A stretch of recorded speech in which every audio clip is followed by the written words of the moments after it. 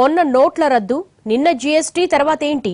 గత ఏడాది నవంబర్ నుంచి ఆర్థిక వ్యవస్థను ప్రక్షాళన చేయాలనే తపనతో సంస్కరణలను పరుగులు పెట్టిస్తున్నారు నరేంద్ర మోడీ. నోట్ల రద్దు, జీఎస్టీ తర్వాత మోడీ లక్ష్యం ఏంటి?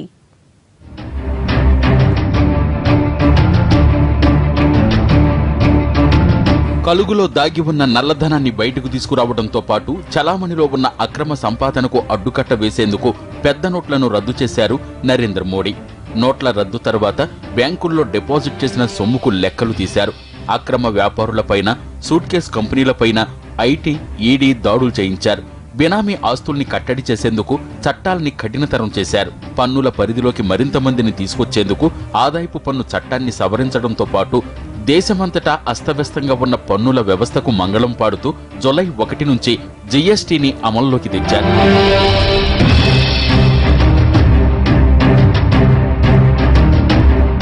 గతేడాది నవంబర్ నుంచి కేంద్ర ప్రభుత్వం ఒక పద్ధతి ప్రకారమే ఇవన్నీ చేసుకుంటూ వస్తోంది. అసలు కేంద్రం లక్ష్యం ఏంటి? జీఎస్టీ అమలు చేస్తే కేంద్రం లక్ష్యం నెరవేరుతుందా? ఎలాంటి సందేహాలనే సంధిస్తున్నారు ఆర్థికవేత్తలు. మోడీ మార్కు ఆర్థిక సంస్కరణల అమలులో ఇంకా మరికొన్ని కీలక నిర్ణయాలు ఉన్నాయని, రానున్న రోజుల్లో అవన్నీ పరిచయం చేసే పని జరుగుతుందని అంటున్నారు.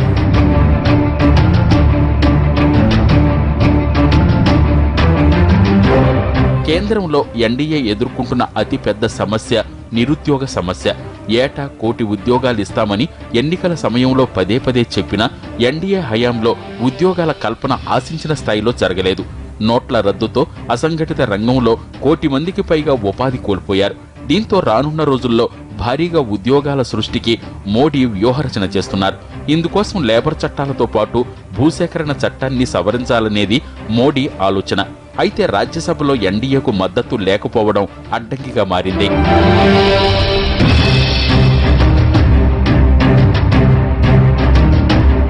ద్రవ్యోల్బణాన్ని అరికట్టడం కూడా మోడీ ఎజెండాలో అగ్రస్థానంలో ఉంది.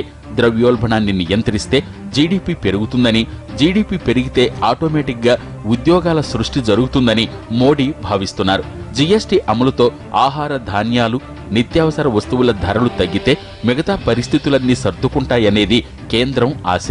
ఎన్నికల నాటికి కొత్త ఉద్యోగాల కల్పనతో పాటు నిత్యావసర వస్తువుల ధరల్ని అదుపులోకి తెస్తే ఎన్నికల్లో తేలిగ్గా గెలవవచ్చని మోడీ భావిస్తున్నారు.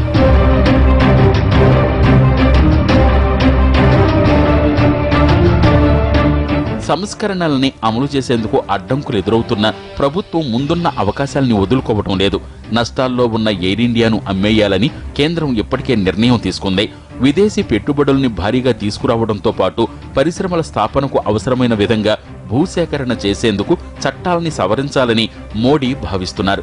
అయితే రాజ్యసభలో ఎన్డీఏ కూటమికి బిల్లుల్ని ఆమోదించుకునేంత బలం లేదు. 2019 సెప్టెంబర్ నాటికి రాజ్యసభలో ఎన్డీఏ మెజారిటీ పెరుగుతుంది. ఎన్డీఏ కూటమి మరోసారి అధికారంలోకి వస్తే సంస్కరణల అమలు పరుగులు తీయడం ఖాయం.